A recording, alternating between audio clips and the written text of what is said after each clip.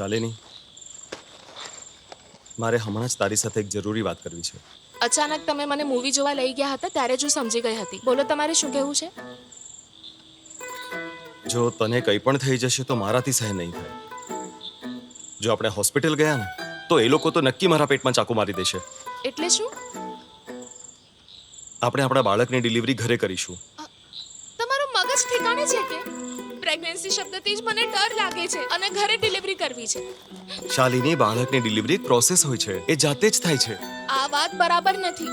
પુરુષ છો એટલે જ કહી દીધું કે પ્રોસેસ છે. આમાં તમારી જીદ હું નહીં ચલાવવા દઉં. હા, શાલિની, મેં ઘણી બધી ગાયોની ડિલિવરી કરાવી છે. માણસ કે પશુમાં ફરક તો હોય કે નહીં?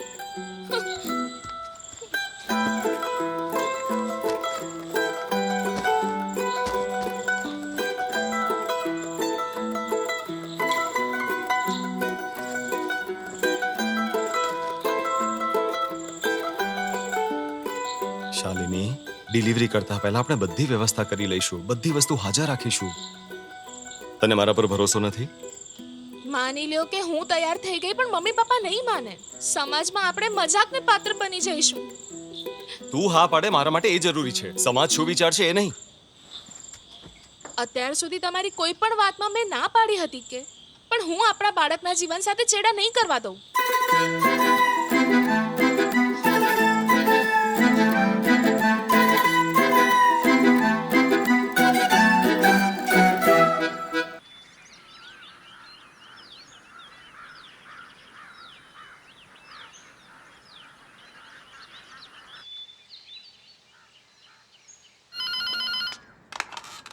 हेलो. હેલો, ચંદુ બોલો છો? हाँ बोलो ने. આજે સોમન ઓફિસે આવ્યા છે કે? ના ભાભી, હજી સુધી તો નહીં આવ્યા. એમણે તમને કાંઈ કહ્યું છે ક્યાં જવાના હતા? ના, મને કંઈ નથી બોલ્યા. આમ તો કીધા વગર ક્યાં જતા નથી. એવું હોય તો એમને શોધવા જાઉં. ના ના, રહેવા દો. એ આવી જાય ત્યારે મને ફોન કરાવજો. હા ભાભી, હું એમને કહી દઈશ. બા,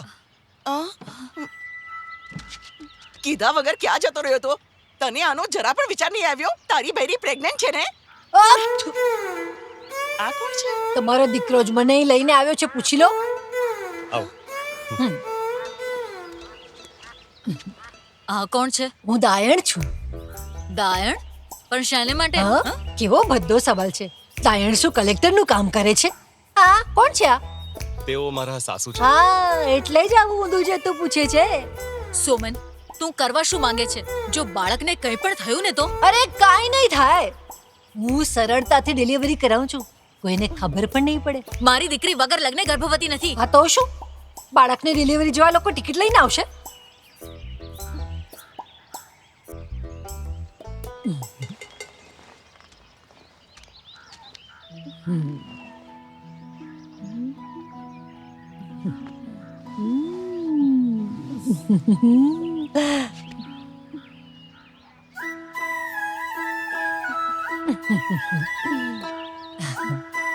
સોમન, જો આ અહીં રહેશે ને તો હું મારી દીકરીને લઈને જતો રહીશ. ઠીક છે, તો જો એવું જ હોય તો તમે જઈ શકો છો. દીકરા, હવે વધુ વિચાર નહીં કર. ચાલ અમારી સાથે.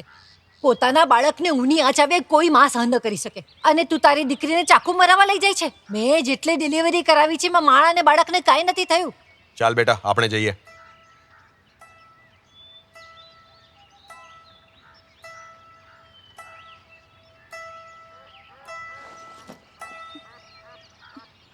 બેટા,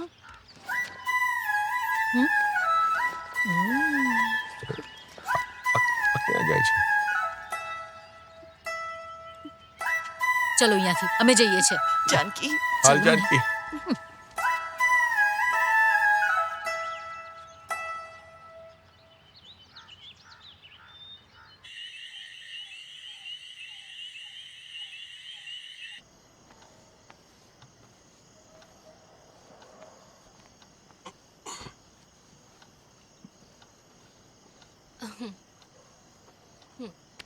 એક વાત કહું, હમ. આ દાયણ અહીં આવ્યા છે, મમ્મીને જરાય નથી ગમ્યું. માત્ર મારી મમ્મીને જ નહીં શાલિની, પણ તારા મમ્મી અને પપ્પાને પણ એનું અહીં આવું નથી ગમ્યું. પેલા દિવસે તને દાયણે કાનમાં કંઈ કહ્યું હતું ને? શું કહ્યું હતું? હમ? તમારો હાથ લ્યો. અરે કહે ને.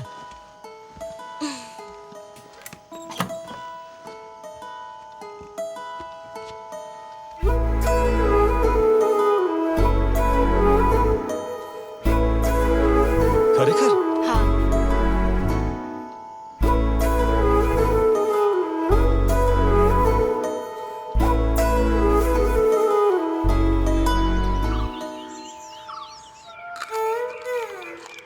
મેં 8 બાળકોને જન્મ આપ્યો. પૂરે દિવસે પણ માછલીઓ પકડવા જતી હતી દિવસોમાં. જો તું શરીર હરતું ફરતું રાખીશ ને તો તને ડિલિવરીમાં જરાય પ્રોબ્લેમ નહીં થાય. પણ આજકાલની છોકરીઓ ક્યાં કામ કરે છે? પડ્યું નથી વાળતી, કૂવામાંથી પાણી નથી લાવતી અને રાંધતી પણ નથી, છતાં આપણે બધાની નોર્મલ ડિલિવરી જોઈએ. કેમ છે બેટા? પિંડ તેલ, બાલારિસ્ટમ અને ધન્વંતરી તેલ અને લિકોરાઇઝ. જલ્દી દવાની દુકાને જા ને આ બધું લઈ આવ. હા, હટ અહીંયાથી. એને જરાય ગમ્યું નથી. હું એને દિવસમાં 2 વાર દૂધમાં નાખી બળદાન આપતો હતો. 8મા મહિનામાં જ બંધ કર્યું છે. હા. અને તમે જે તેલ કહ્યું ને એ તેલથી તો હું પણ માલિશ કરું છું. બહુ સારું કર્યું. હવે ચિંતા નહીં કરતો, સમજો તું. અરે સાંભળો, જલ્દી અહીંયા આવો. સોમન, સાંભળ તો સાંભળ. હા સોમનના ઘરેથી રાડ પાડવાની અવાજ આવે છે. લાગે છે એને પીડા શરૂ થઈ ગઈ છે. જઈને જુઓ ને. જરા ટોર્ચ તો લેતી આવ. શું થયું શાલિની? માજી કઈ બોલતા નથી. ગેસ થઈ ગયો લાગે છે. શું થયું એને? Gas problem. આવા ભવાડા કરીને બધાની ઊંઘ ખરાબ કરે છે. અહીં આવ્યા પછી હું અહીંયા જ બેઠી છું અને પાછા થોડી વાર પહેલા મેં ચણા ખાધા એટલે પેટમાં ગડબડ છે. એક કામ કરો, આમને ગરમ પાણીમાં હા, અજમો હું લઈને આવું છું. શું કહ્યું? હવે તારી બૈરીની ડિલિવરી આ માંદી સ્ત્રી પાસે કરાવીશ તું? તારું રાંધેલું ખાધા પછી મારા પેટમાં ગડબડ થઈ ગઈ. તો ભૂખડાની જેમ ખાતા પહેલા વિચારવું હતું ને. એ દવા મેં મારી વહુ માટે બનાવી હતી. આ ભૂખડ બધું સફાચટ કરી એ ગઈ. તો આટલું જ ખાધું એ હતું. ખાય છે. કઈ દવા ખાધી? તરુણી પુષ્ટિ. લે સોમન શું થયું? અરે કઈ ખાસ નહીં ભાઈ. ગેસ હા? ગેસ થયો છે અમને. સાંભળો, હા? સોમન, આવ્યો. મને પેટમાં બહુ શું દુખે છે. થયું બેટા?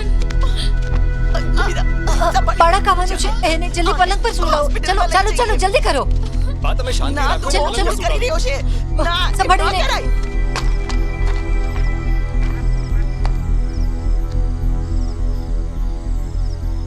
દેવનભાઈ સાજી બોલું છું.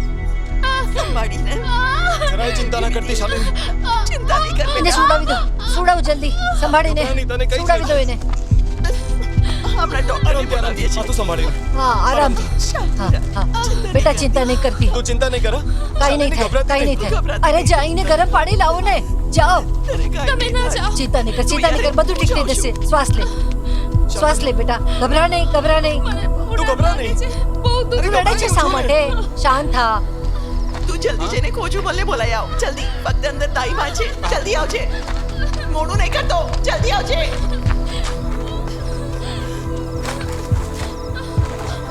દુખે છે બહુ જ.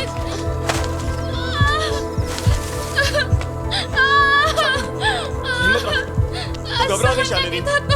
શાલિની તું રડ નહીં. બધા તારી સાથે છે. હું છું, બા છે, બધા અહીંયા જ છે. માજી, ડિલિવરીનો સમય છે. જઈને કપડાં લઈને આવો. શાલિની તું હિંમત રાખજે. અરે મારી વાત સાંભળ, હિંમત રાખ. અરે કપડાં લઈને આવો ને. શાલિની હું હમણાં જ આવ્યો. અરે રાડો નહીં પાડ. દુખાવો થાય છે? ડરવાનું નહીં. દુખાવો થાય ને તો જોર લગાવ, ડરવાનું નહીં. અરે જોર લગાવ. હે ભગવાન, મારા બાળકોની રક્ષા કરજો. હું તમને ગોળ પાપડીનો પ્રસાદ ચડાવીશ. સાંભળો, એ આવતો હશે હમણાં. એકવાર બાળક આવી જવા દો, પછી આ બુદ્ધિને જોઈ લઈશ. કોચુબલ, રસોડામાં જઈને થોડું પાણી ગરમ કર. હું જરા શાલિની પાસે જાઉં છું. બેટા સમય નથી.